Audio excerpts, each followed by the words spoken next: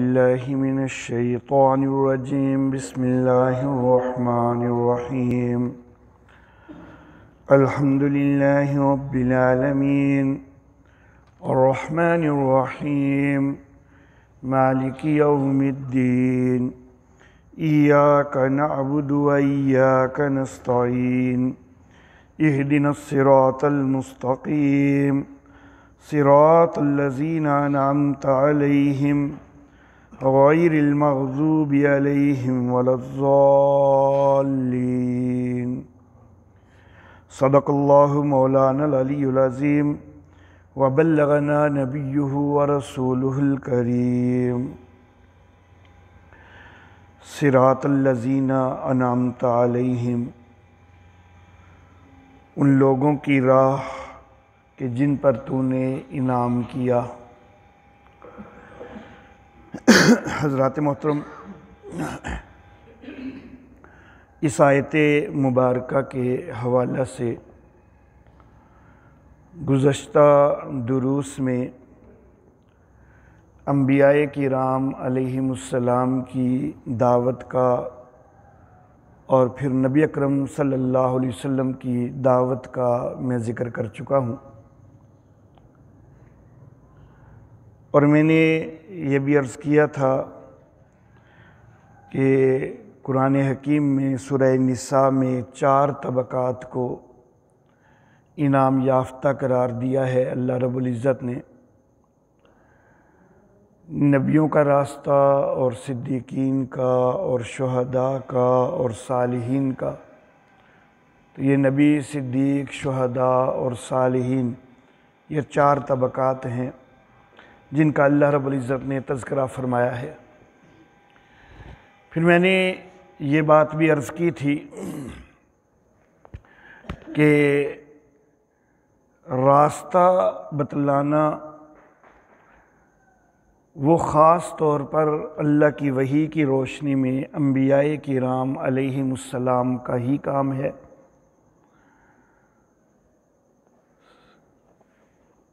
صدیقین، شہداء اور صالحین اپنے پاس سے کوئی راستہ نہیں بتا سکتے، بلکہ جو نبیوں کا بتلایا ہوا راستہ ہے اور پھر سابقہ شریعتوں کے منسوخ ہونے کے بعد اب نبی اکرم صلی اللہ علیہ وسلم کا جو بتلایا ہوا راستہ ہے، تو راستہ وہی اختیار کرنا ہوگا.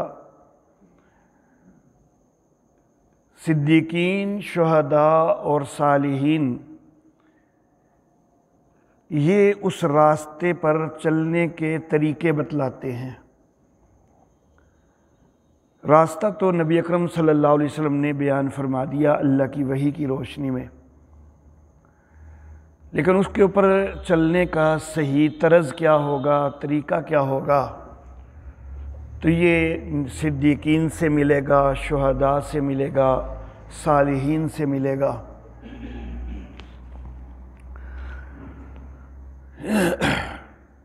میرے بعض احباب بڑی شد و مد کے ساتھ ایک بات کہا کرتے ہیں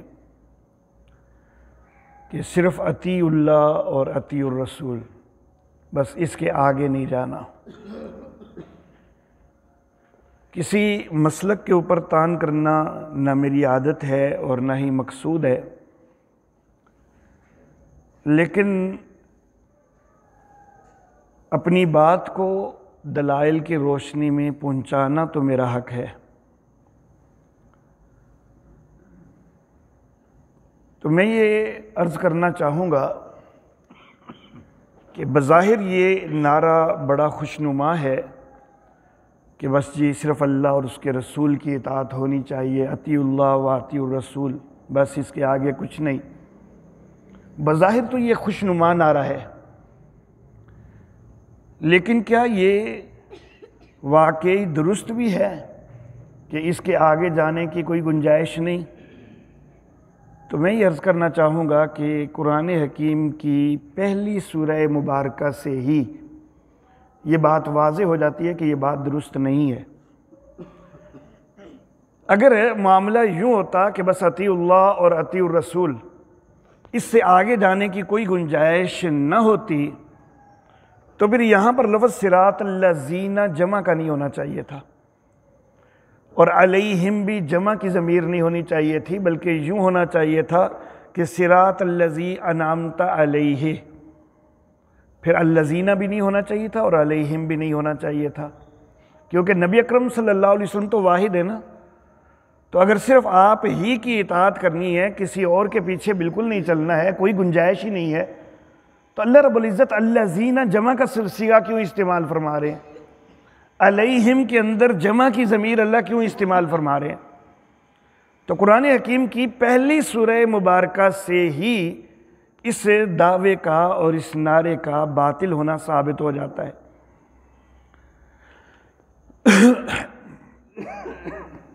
حقیقت یہ ہے کہ ہمیں اللہ اور اس کے رسول صلی اللہ علیہ وسلم کے طریقوں پر، ان کے بتلائے ہوئے طریقوں پر چلنا ہے، لیکن اس کے ساتھ ساتھ ہمیں کئی جگہ پر آ کر صدیقین، شہداء اور صالحین سے بھی رہنمائی کی ضرورت پڑتی ہے۔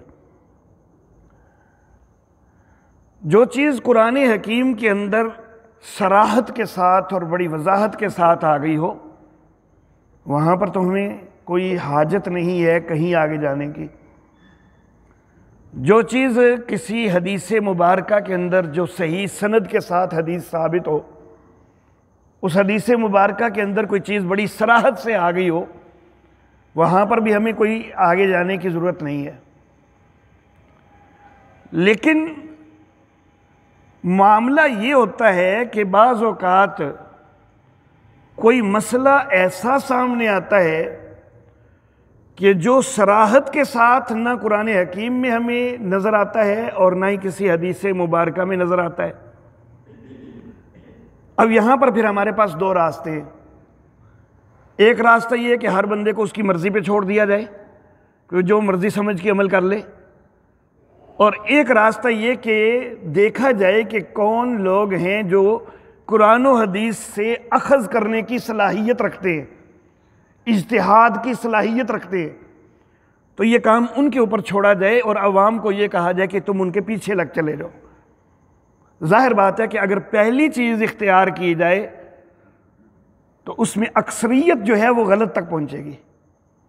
ہر بندہ وہ قرآن و حدیث کو نہیں سمجھ سکے گا، اور اس سے استنباط کرنا یہ کوئی بچوں کا کھیل نہیں ہے، یہ ہر بندہ کوئی استنباط کرنے کی صلاحیت نہیں رکھتا ہے۔ اللہ واللہ،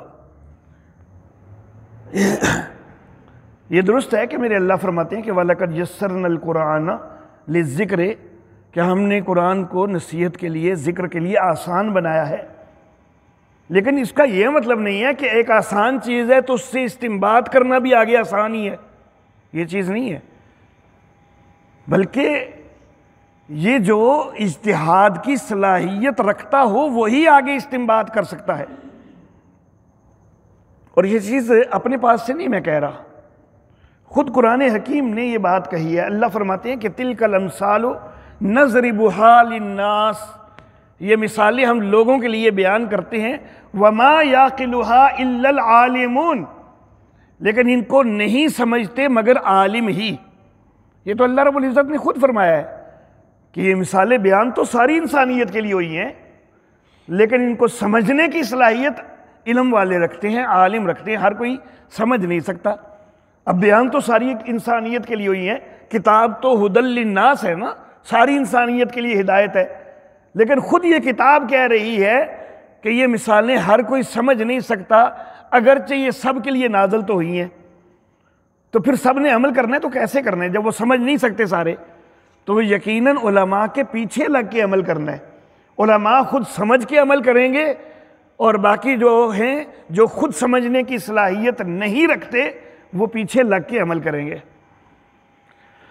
اللہ اللہ، میرے محترم احباب، اس کے لیے ہم ایک اصطلاح استعمال کیا کرتے ہیں، تقلید، کہ جو پیچھے چلنے والے ہیں وہ تقلید کریں گے۔ اور مجھے بڑے افسوس سے کہنا پڑتا ہے کہ اس معاملے میں پھر کچھ احباب وہ بڑی غلط فہمیاں پیدا کرنے کی کوشش کرتے ہیں، لوگوں کو تقلید کا ایک غلط تاثر دے کر تو پھر متنفر کرنے کی کوشش کرتے ہیں۔ میں یہ عرض کرنا چاہوں گا کہ تقلید میں کرتا ہوں تو جو میں کرتا ہوں اس کی تعریف کا مجھے حق ہے یا جو تقلید کا انکار کر رہا ہے اس کو حق ہے؟ جب میں کر رہا ہوں تو مجھے پتا ہے نا کہ میں کیا کر رہا ہوں، تو تقلید کی تعریف کرنے کا حق مقلدین کو ہے، جو تقلید کرتے ہیں ان کو حق ہے، جو تقلید کرتے نہیں ہیں تو وہ تقلید کی تعریفیں متعین کر کے لوگوں کو متنفر کر رہے ہیں، تو یہ تو کوئی درست چیز نہیں ہے۔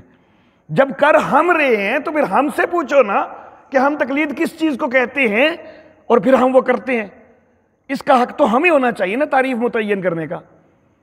اور ہمارے علماء نے تعریف متعین کی ہے، اور اس تعریف کو نظر انداز کر کے اپنے پاس سے تقلید کی ایک تعریف بنا کر تو لوگوں کو متنفر کرنا یہ عدل کے خلاف ہے۔ اللہ اللہ، عام طور پر تقلید سے متنفر کرنے کے لیے جو بات کہی جاتی ہے، جو تعریف ایک بنائی جاتی ہے، وہ یہ بنائی جاتی ہے کہ ایک امام کے پیچھے لگ جانا بغیر کسی دلیل کے، یہ تعریف کی جاتی ہے عام طور پر کہ یہ تقلید ہے۔ حالانکہ ہمارے ہاں یہ تقلید نہیں ہے، ہم اس کو تقلید نہیں کہتے ہیں۔ بغیر کسی دلیل کے ایک امام کے پیچھے لگ جانا نہیں، غلط بات ہے، یہ تقلید نہیں ہے۔ ہمارے نزدیک تقلید کیا ہے کہ کسی عالم کے اوپر حسن ظن رکھ کے، کسی بڑے کے اوپر، کسی مجتہد کے اوپر یہ حسن ظن رکھتے ہوئے کہ وہ دلیل کے مطابق ہی بتائے گا، وہ درست بتائے گا، وہ غلط نہیں بتائے گا، بڑا عالم ہے، نیک آدمی ہے، متقی ہے، پرہیزگار ہے، وہ غلط نہیں بتائے گا، تو دلیل طلب کرنے کی ضرورت نہ سمجھے ہم اور اس سے بات پوچھ کے مان لیں، عمل کر لیں، یہ تقلید ہے۔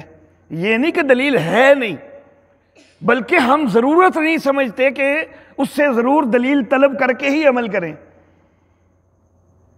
اللہ اللہ، وہ عالم، اس سے ہم پوچھیں، وہ چاہے تو دلیل کے ساتھ بتا دے اور چاہے تو دلیل کے بغیر بتا دے، اور ہم اس کے اوپر اعتماد کر لیں کہ یہ بڑا متقی پرہیزگار عالم ہے تو یہ انشاءاللہ غلط نہیں بتائے گا، یہ صحیح بتائے گا، درست بتائے گا، اور اس پر عمل کر لیں، اس کو تقلید کہتے ہیں۔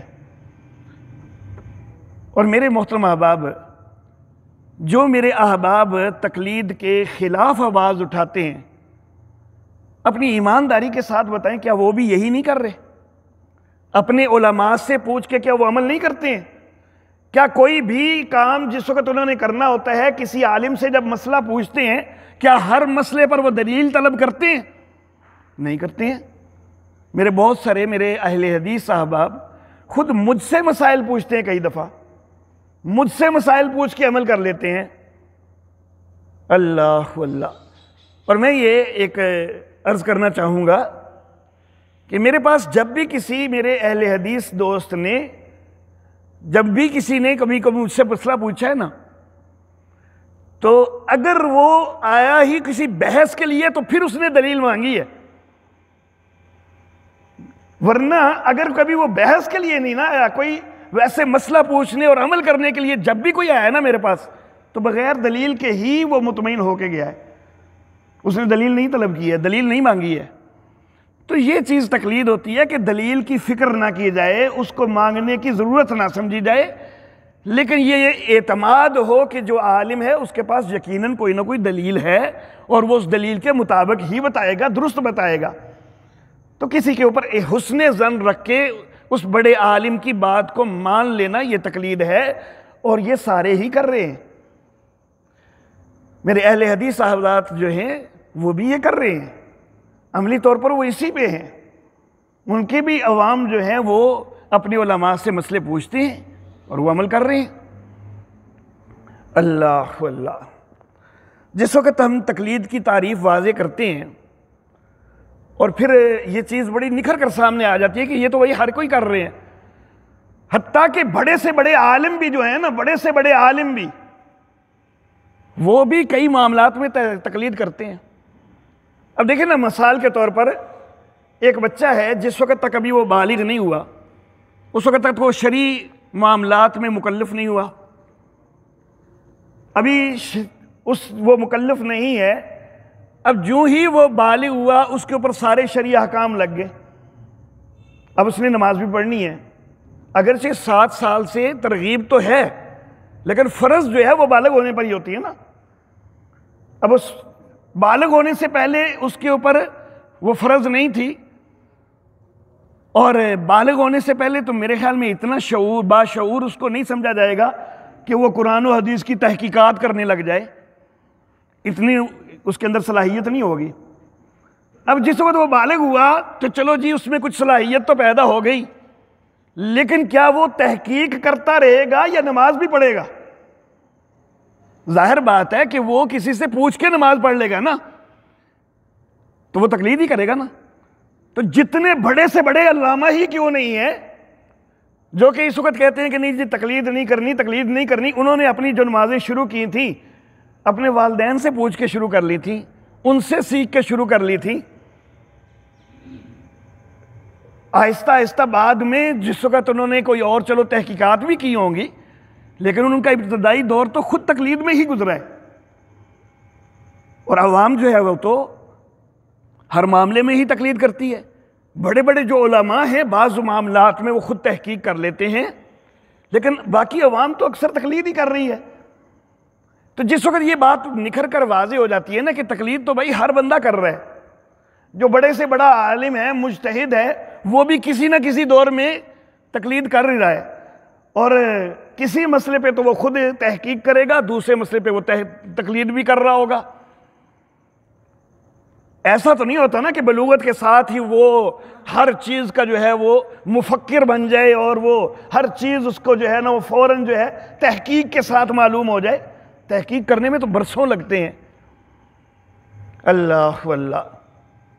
تو جب یہ بات واضح ہو جاتی ہے نا تو پھر کہتے ہیں کہ نہیں جی چلو تقلید تو ٹھیک ہے لیکن تقلید شخصی جائز نہیں ہے۔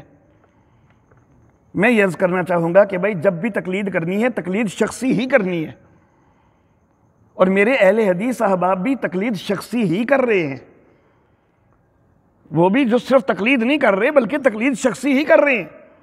یہاں پر بھی پھر ایک اور مغالطہ دیا جاتا ہے، تقلید کی تعریف میں بھی مغالطہ دیا کہ جی بغیر دلیل کے کسی کی بات ماننا وہ تقلید ہے، حالانکہ بغیر دلیل کے نہیں، بغیر دلیل طلب کی ہے۔ اور تقلید شخصی کی تعریف جو ہے نا اس کے اندر بھی ڈنڈی مار دی جاتی ہے۔ اللہ واللہ۔ تقلید شخصی کی تعریف جو کی جاتی ہے تو وہ یہ کی جاتی ہے جو متنفر کرنے کے لیے کی جاتی ہے کہ بس جی ہر بات امام ابو حنیفہ کی مان لینا یہ حنفیوں کی تقلید شخصی ہے، آنکھیں بند کر کے جو امام ابو حنیفہ نے کہہ دیا بس وہی مان لینا، تو یہ تقلید شخصی ہے۔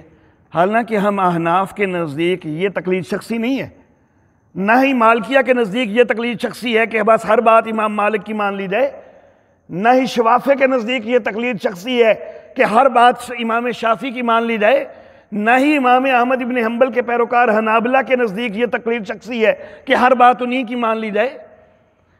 ایک امام کی ہر بات ماننا یہ تقلید شخصی نہیں ہے، ایک مسلک کی ہر بات ماننا یہ تقلید شخصی ہے۔ ہمارا مسلک جو ہے امام اعظم ابو حنیفہ رحمہ اللہ کی طرف منسوب ہے، تو اس مسلک کے جو مفتہ بہا مسائل ہیں جن کے اوپر ہمارے علماء نے فتویٰ دیا ہے، اور ضروری نہیں کہ وہ مسائل امام ابو حنیفہ کے بتائے ہوئے ہوں، ان میں سے کوئی امام ابو حنیفہ کا بھی ہو سکتا ہے، کوئی امام ابو یوسف کا بھی ہو سکتا ہے، کوئی امام محمد کا بھی ہو سکتا ہے، اور یہ تو چلو خود حنفی علماء ہیں۔ بعض اوقات تو ہمارے احناف کا فتویٰ امام مالک کے کسی قول پر بھی آ جاتا ہے، امام شافعی کے کسی قول پر، امام احمد ابن حنبل کے کسی قول پر بھی آ جاتا ہے۔ ہم ہر معاملہ میں صرف امام ابو حنیفہ رحمہ اللہ ہی کی قول پر فتویٰ نہیں دیتے ہیں، بلکہ یہاں پر پرکھ کی جاتی ہے علماء کرام اس مسلک کے، یعنی مسلک احناف کے جو جید علماء ہیں ہر دور کے، وہ اس کے اوپر غور و فکر کرتے ہیں، اور غور و فکر کر کے جو وہ فتویٰ دے دیں کہ اس مسئلے پر یہ والا فتویٰ لاگو ہوگا، خواہ وہ امام صاحب کی بات ہوگی تو اس کے اوپر فتویٰ ہوگا تو وہ قبول کیا جائے گا، خواہ وہ کسی ان کے شاگرد کی بات ہوگی وہ قبول کی جائے گی، خواہ وہ کسی اور عالم کی بات ہوگی تو وہ قبول کی جائے گی۔ جس کے اوپر احناف کا فتویٰ ہے اس کو مان لینا تقلید شخصی ہے، جس کے اوپر میرے مسلک کا فتویٰ ہے اس کو مان لینا تقلید شخصی ہے، ایک بندے کا نہیں، ایک مسلک کا فتویٰ جس پر ہے۔ تو میرے اہل حدیث احباب بھی یہی نہیں کر رہے، ہر بات اپنے مسلک کی نہیں مانتے کیا؟ وہ جس بات پہ ان کے مسلک کے علماء نے فتویٰ دے دیا کہ وہی اسی پر عمل نہیں کر رہے ہیں۔ ان کے جو علماء نے فتویٰ دے دیا کہ بھئی رفع یدین کرنا ہے رکوع میں جاتے ہوئے بھی، رکوع سے اٹھتے ہوئے بھی، اور تیسری رکعت میں بھی رفع یدین کرنا ہے، کیا سارے میرے اہل حدیث احباب اسی پر عمل نہیں کر رہے ہیں؟ اسی پر کر رہے ہیں۔ اگر خود ہر ایک جو ہے وہ تحقیق کر رہا ہوتا تو کسی کی تحقیق تو کہیں ادھر ادھر بھی ہو جاتی نا۔ رفع یدین کے حوالہ سے ہر مقام کی بھی تو حدیثیں موجود ہیں، 3 مقام کی بھی حدیثیں موجود ہیں، 1 مقام کی بھی حدیثیں موجود ہیں، کسی ایک دوست کی تحقیق تو کہیں اور ہو جاتی نا ادھر ادھر، لیکن نہیں، سب نے ایک ہی چیز کو اپنایا تو وہ اصل میں اپنے مسلک کے علماء کے فتوے کے اوپر عمل کر رہے ہیں۔ ہر ایک ہی آمین کو اونچی آواز سے کہنے کا قائل ہے کیونکہ ان کے مسلک کے علماء کا فتویٰ ہی ہے، تو اپنے مسلک کے علماء کے فتوے پر عمل کر رہے ہیں۔ ہر ایک ہی سینے پر ہاتھ باندھنے کا قائل ہے کیونکہ ان کے علماء کا فتویٰ ہی ہے، وہ اس پر عمل کر رہے ہیں۔ تو تقلید شخصی ایک مسلک کے جو مفتہ بہا مسائل ہیں ان پر عمل کرنے کو کہا جاتا ہے، اور یہ سارے کر رہے ہیں، ہم بھی کر رہے ہیں، لیکن ہم واضح طور پر کہتے ہیں کہ ہم تقلید شخصی کرتے ہیں، اور وہ کر رہے ہیں لیکن وہ ساتھ انکار کرتے ہیں، وہ کہتے ہیں کہ نہیں تقلید شخصی جائز نہیں ہے، حالانکہ کر تقلید شخصی رہے ہیں، صرف یہ ہے کہ تقلید شخصی کی تعریف کے جو ہے وہ غلط کر دی کہ بس جی ایک امام کی بات کو ماننا تقلید شخصی ہے، ایسا نہیں ہے۔ اللہ اللہ، ایک دلچسپ سا مسئلہ ہے، ایک آدمی گم ہو جاتا ہے، مل نہیں رہا، کوئی پتہ ہی نہیں چل رہا اس کا کہاں گیا، کدھر ہے، کوئی اطلاع نہیں مل رہی، گھر والے پریشان ہیں، اب بیوی بھی اس کی بیٹھی ہے، اب کیا ساری زندگی بیوی جو ہے وہ اسی طرح اس کے انتظار میں بیٹھی رہے؟ اب یہاں پر امام اعظم ابو حنیفہ رحمہ اللہ کا جو فتویٰ تھا نا، امام ابو حنیفہ رحمہ اللہ کا قول، وہ کم از کم 70 سال انتظار کرنے کا تھا۔ جس وقت وہ گم ہوئے اس کے بعد 70 سال کا، بے شک گم بھی 70 سال دا بابا ہی ہویا ہوئے تے مزید 70 سال بیوی انتظار کر دی رہے۔ تو یہ امام صاحب کا قول تو یہ تھا کہ 70 سال، قول جو ہے 70 سال کا بھی ملتا ہے، 80 کا، 90 کا، 100 کا بھی ملتا ہے، میں جو سب سے کم ہے وہ ذکر کر رہا ہوں کہ یہ 70 سال تک انتظار کیا جائے۔ اگر 70 سال تک بھی کوئی اطلاع نہیں آتی تو اب اس کی بیوی کو بیوہ قرار دے دیا جائے۔ تو یہاں پر امام صاحب کا تو یہ قول تھا، لیکن ہم نے امام مالک رحمہ اللہ کے قول پر عمل کیا ہے۔ احناف کا اس وقت فتویٰ جو ہے وہ امام مالک رحمہ اللہ کے قول پر ہے۔ امام مالک رحمہ اللہ کا فتویٰ یہ تھا، اور اس کے اوپر اس وقت احناف بھی عمل کر رہے ہیں، شوافع بھی اس پر عمل کر رہے ہیں، حنابلہ بھی اس پر عمل کر رہے ہیں، ہم احناف بھی اس پر عمل کر رہے ہیں کہ عدالت کے اندر معاملہ لے جایا جائے اور عدالت تحقیقات کروائے۔ جس دن عدالت میں معاملہ لے جایا گیا ہے اس کے بعد 4 سال تک جو ہے وہ تحقیق کروائے عدالت، اور اگر 4 سال میں بھی کسی قسم کی کوئی اطلاع نہیں ملتی ہے تو اب عدالت اس بیوی کو بیوہ ہونے کا فتویٰ دے دے اور فیصلہ سنا دے کہ یہ حکمن جو ہے وہ یہ بیوہ ہو چکی ہے، خاوند بے شک کہیں زندہ ہی کیوں نہ موجود ہو، ہمیں پتہ ہی نہیں ہے اس کا، تو 4 سال انتظار کے بعد اس کے بیوہ ہونے کا حکم لگا دے گی عدالت۔ اب یہاں پر ہم نے کس کے فتوے پر عمل کیا؟ امام ابو حنیفہ کے فتوے پر تو عمل نہیں کر رہے ہم۔ تو پھر یہ بات غلط ہے کہ ہر مسئلہ صرف امام ابو حنیفہ کا ہی ماننا۔ یہ میں نے صرف ایک مثال کے طور پر ذکر کر دیا ہے، اس طرح کی بہت ساری مثالیں موجود ہیں۔ اللہ اللہ، تقلید کی جو میں نے تعریف کی ہے، تو تنقیح التنقید ہماری کتاب مولانا مرتضیٰ حسن کی، اس کے اندر بھی یہ تعریف اسی انداز میں ہے۔ مولانا خیر محمد جلندری رحمہ اللہ کی خیر التنقید ہے۔ قاضی محمد اعلیٰ تھانوی کشاف اصطلاح فنون ہے ان کی، اور علامہ ابن العینی کی شرح مینار ہے، اور حسامی کی شرح نامی ہے، اور حسامی کا حاشیہ مختصر المنار ہے، اور حسامی کا حاشیہ نظامی ہے۔ ان سب کے اندر جو ہے تقلید کی وہی تعریف لکھی ہے جو میں نے کی ہے۔ اللہ اللہ کہ دلیل طلب کیے بغیر جو ہے وہ مان لیجئے حسن ظن رکھتے ہوئے، اور جو تقلید شخصی کی میں نے تعریف کی ہے تو اس کے لیے مولانا خیر محمد جلندری رحمہ اللہ کی خیر التنقید دیکھی جا سکتی ہے، مولانا محمد اسماعیل سنبھلی رحمہ اللہ کی تقلید ائمہ دیکھی جا سکتی ہے۔ ان میں یہی تعریف کی گئی ہے، ہمارے بزرگوں نے یہ تعریف کی ہے کہ ایک مسلک کے جو مفتہ بہا مسائل ہیں ان کو مان لیا جائے، اور یہ میرے دوستو سب ہی کر رہے ہیں۔ جب سب ہی کر رہے ہیں تو بلا وجہ پھر تعصب تو نہیں ہونا چاہیے نا، پھر ایسے بلا وجہ تعصب اختیار کر کے تو لوگوں کو متنفر نہیں کرنا چاہیے۔ میرے محترم احباب، یہ قرآن حکیم ہمارے سامنے موجود ہے، کیا نبی اکرم صلی اللہ علیہ وسلم کے دور میں اس انداز میں موجود تھا؟ قرآن حکیم نبی اکرم صلی اللہ علیہ وسلم کے دور میں ایک جلد میں جمع نہیں تھا۔ سب سے پہلے حضرت عمر فاروق رضی اللہ تعالیٰ عنہ نے یہ اجتہاد کیا تھا کہ قرآن حکیم کو ایک جلد میں جمع کر لینا چاہیے۔ تفصیلات سے میں صرف نظر کروں گا، اختصار کے ساتھ بات آگے چلاؤں گا۔ سب سے پہلے حضرت عمر فاروق رضی اللہ تعالیٰ عنہ نے یہ اجتہاد کیا کہ قرآن حکیم کو ایک جلد میں جمع کرنا چاہیے۔ نبی اکرم صلی اللہ علیہ وسلم نے کہیں یہ فرمایا نہیں تھا کہ میرے بعد قرآن حکیم کو ایک جلد میں جمع کر لینا۔ اللہ اللہ، حدیث سے دلیل نہیں تھی، قرآن حکیم میں بھی کہیں یہ موجود نہیں تھا، قرآن سے دلیل نہیں تھی، لیکن عقلی دلائل حضرت عمر فاروق کے پاس موجود تھے، استنباط موجود تھا۔ اللہ اللہ کہ اس قرآن کی حفاظت کا ذمہ اللہ نے لیا ہے تو حفاظت کا کوئی نہ کوئی انتظام ہونا چاہیے۔ یہ استنباط تھا لیکن صراحت سے کہیں ذکر نہیں تھا، تو عقلی دلائل اور استنباط تو موجود تھا۔ اجتہاد کیا حضرت عمر فاروق رضی اللہ تعالیٰ عنہ، اور پھر قرآن حکیم کو ایک جلد میں جمع کیا گیا، اور ساری امت نے اس اجتہاد کو تسلیم کیا ہے، اس کی تقلید کی ہے۔ سیدنا عثمان غنی رضی اللہ تعالیٰ عنہ کے دور میں پھر ایک قرات کے اوپر اتفاق کیا گیا۔ نبی اکرم صلی اللہ علیہ وسلم کے دور میں تو 7 قراتوں پر اجازت دی تھی خود نبی اکرم صلی اللہ علیہ وسلم نے۔